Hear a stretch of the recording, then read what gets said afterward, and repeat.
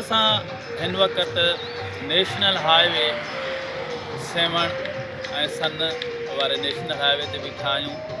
सो ही मुंहिंजे पुठियां जेको बोट आहे हू रनीकोट वञी रहियो आहे। सो कराची खां आयल दोस्तनि सां गॾु असां रनीकोट जे जेको आहे विज़िट ते वेंदासीं। अॻिते हली तव्हांखे रनीकोट जा मंज़र ॾेखारींदासीं जी।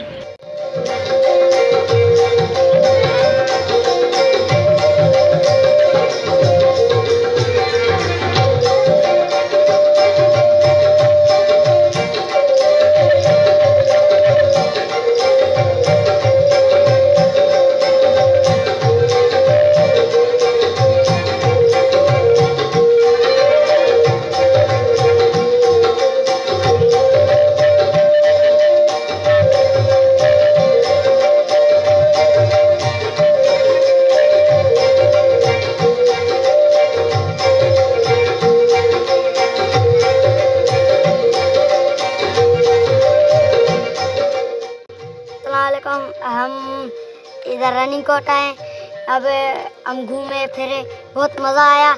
पर इधर के रोड रास्ते सही नहीं है और हम अब पानी के पास आए हुए। अच्छा, क्या पानी पिया? पानी पिया, पानी माशाल्लाह से मीठा है। अच्छा, ज़बरदस्त है। ज़बरदस्त। खुशी हो गई जी। हाँ, अभी फिर कब आओगे? फिर इंशाल्लाह आएंगे जब। साईं असां कराची खां हिते आया आहियूं सन में साईं जी 117वीं सालगिरह हुई, त चाचे साईं चयो त हलो रनीकोट घुमी था अचूं। असां आयासीं त ॾाढो मज़ो आयो, दिली ख़ुशी थी। असां इलाही ॼणनि खां अपील कयूं था त हिते अचनि, हिते रोड रस्ता न आहिनि, असांखे रोड रस्ता सहूलियत असांखे ॾियनि। बाक़ी हिते कोट माशाल्लाह तमामु बहितरीनु कोट आहे जी।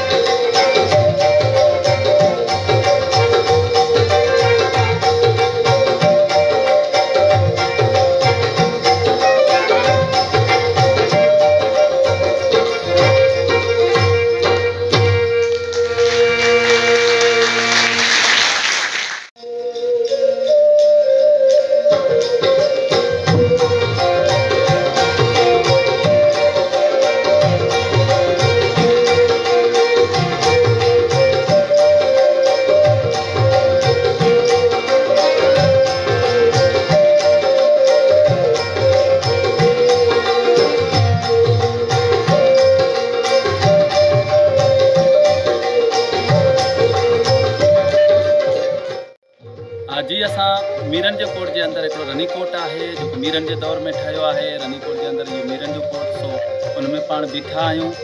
हिते ज़िला कश्मीर खां कुझु विज़िट करणु आया आहिनि। अचो त उन्हनि खां पुछूं त ही घुमी हिते छा ॾिठो अथनि, उन्हनि जा कहिड़ा तासरात आहिनि जी। बिस्मिल्लाहिर्रहमानिर्रहीम। साईं असां कंदकोट कश्मीर में आया आहियूं। हिते घुमी फिरी असांखे इलाही ॾाढो मज़ो आयो। मीरन जो कोट जेको ठहियल आहे तमामु बहितरीनु कोट आहे, तारीख़ी कोट आहे। असां इंजॉय करणु आया आहियूं, हिते ॾाढो मज़ो आहे। बहरहाल हुकूमत खे घुरिजे त हिते सहूलियत ॾियनि, रोड रस्ता ठहियल न आहिनि, ज़बून हालत में उन्हनि जी मरामत करायो वञे। असांजा पुराणा माॻ हिननि जो मरामत करायो वञे।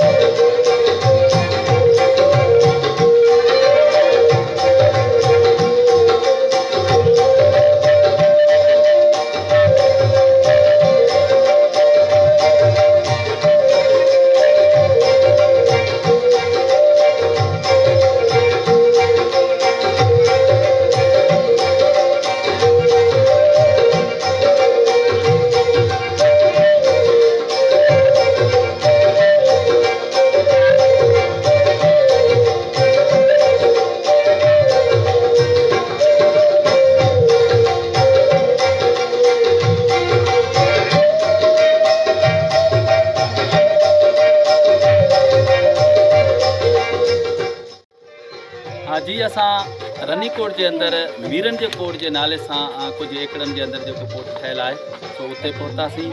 कराची खां असां सां गॾु जेको SUP ज़िला ओलह जो सदर डॉक्टर अली नवाज़ रबुल साण आहे। सो उन खां पुछंदासीं त रनीकोट खां पोइ जेको मीरन जो कोट में अवां दाख़िल थिया हुए त तव्हांखे रस्ते में कहिड़ियूं ॾुखियाइयूं पेश आयूं ऐं हीउ कोट कीअं ठहियलु आहे, इन जे बारे में उन जा कहिड़ा तासरात आहिनि? जी महिरबानी। सब खां पहिरियां मां सोची वारनि जो शुक्रगुज़ार आहियां जिन्हनि असांजो साथ ॾिनो आहे। राति खां वठी जेको आहे पंहिंजो सन खां थींदे असां रनीकोट पहुतासीं। रनीकोट घुमण खां बाद में जॾहिं रनीकोट में अंदरि हिकु कोट मीरन जो कोट यकीनन हीअ बि तमामु ज़बरदस्त कोट जेको आहे बनियल आहे, हिन में घुमी असांखे ॾाढो मज़ो आयो। मां इहो चवंदुसि त अहिड़ा तारीख़ी जेके जायूं आहिनि उन्हनि जे लाइ सहूलियत न आहिनि। जिन्हनि रोडनि रस्तनि सां असां आयासीं असांखे महसूसु थियो त उन्हनि उहे इलाही जेको आहे उन्हनि जो ज़बून हालत आहे। मां वक़्त जे जेको आहे हुकुमरान आहिनि उन्हनि खे चवणु चाहियां थो भई अहिड़नि जॻहियुनि खे जेको आहे पंहिंजो रोड रस्ता सहूलियतूं जेके आहिनि उहे ॾियो त हिते दुनिया जा जेके आहिनि माण्हू घुमण ईंदा। दुनिया में जेके जॻहियूं आहिनि उते उन्हनि खे सहूलियतूं ॾींदियूं आहिनि, अपग्रेड कयो वेंदो आहे। हीअ उहे जेके हज़ारनि सालनि पुराणा जीअं ठहियल आहिनि तीअं ठहिया पिया आहिनि। त तव्हां दोस्तनि जी महिरबानी, तव्हां मीडिया जी जेके आहे थ्रू असां हुकुमराननि खे चवणु चाहियूं था त भई हिननि खे अञा बहितर कयो वञे। महिरबानी।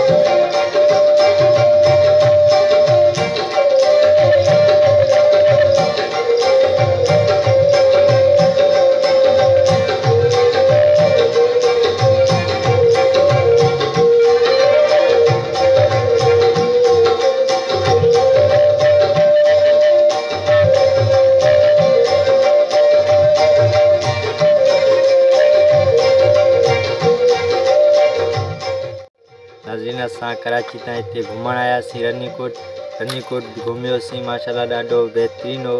उन खां बाद में असां मीरीकोट वियासीं, हुते बि ॾाढो मज़ो आयो। बाक़ी हिकिड़ी तकलीफ़ थी जो रोड रस्तनि जो मसइलो हो त उहो थोरो ठाराइनि छो जो अचण वञण में तकलीफ़ थींदी आहे। ही झील जे बारे में पाणी तव्हां ॾिठो इहो केॾो आहे, कीअं आहे? तमामु बहितरीनु आहे, मिठो पाणी अथसि ऐं पीअण जहिड़ो आहे। माशाल्लाह तमामु बहितरीनु आहे।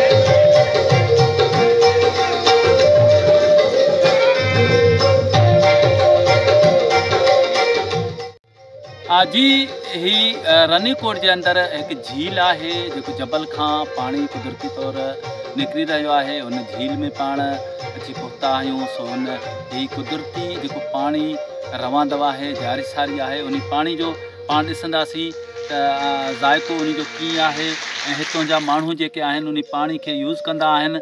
असां इन पाणी खे ॾिसंदासीं त कीअं आहे। हाँ, बिल्कुलु तमामु बहितरीनु पाणी आहे ऐं मुंहिंजे ख़्याल में त हीअ तमामु बहितरीनु ऐं पाणी तमामु मिठो ऐं पीअण जे लाइक़ु आहे ऐं तमामु बहितरीनु आहे। ऐं सो हिन पाणी ॾिसण खां पोइ असां हिते कुझु माण्हुनि खां पुछंदासीं ऐं कुझु शयूं ॾिसंदासीं जेको हिन पाणी ते हिते जेको आहे त फसल बि थी रहियो आहे। जी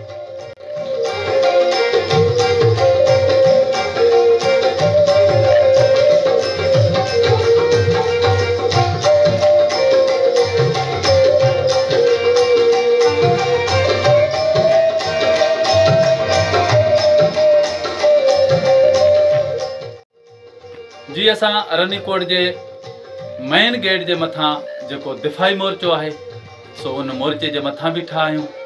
सो हिते असां विज़िट करे हीउ जेको आहे रनीकोट आहे उहो ॾिठो आहे।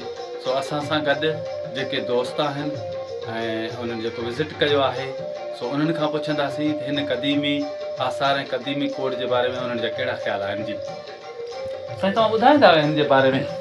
बिस्मिल्लाहिर्रहमानिर्रहीम। महिरबानी दोस्तो, मां इहो चवणु चाहींदुसि त हीउ सिंध जो क़दीमी हिकु क़िलो आहे जेको ॾिसी मूंखे बहितरीनु ख़ुशी थी आहे। मां सोचां थो त हिन जे तारीख़ जे लाइ कई माना हज़ारों साल पुराणो आहे त सिंध एॾी ख़ुशहाल ऐं सिंध में एतिरो जेको वसाइल हुया जो अहिड़े जॻह ते हेॾो वॾो जेको आहे क़िलो बनायो वियो आहे।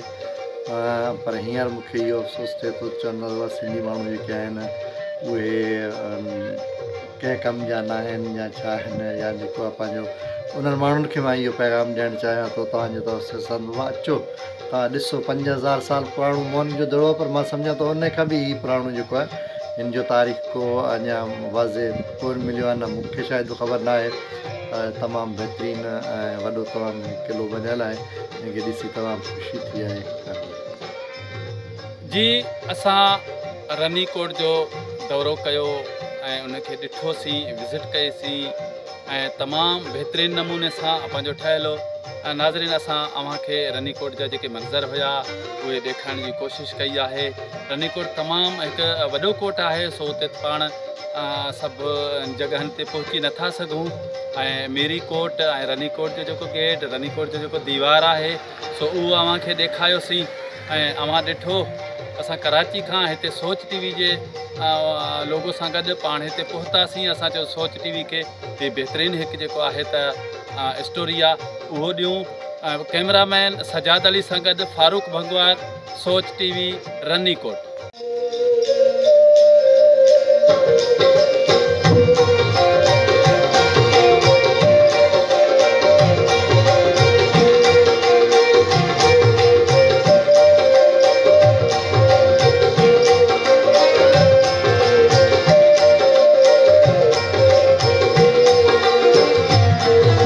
सब्सक्राइब कयो हमारे पैनल चैनल सोच टीवी के एंड बेल आइकन के दबाएं, कदें भी न विसारेंदा।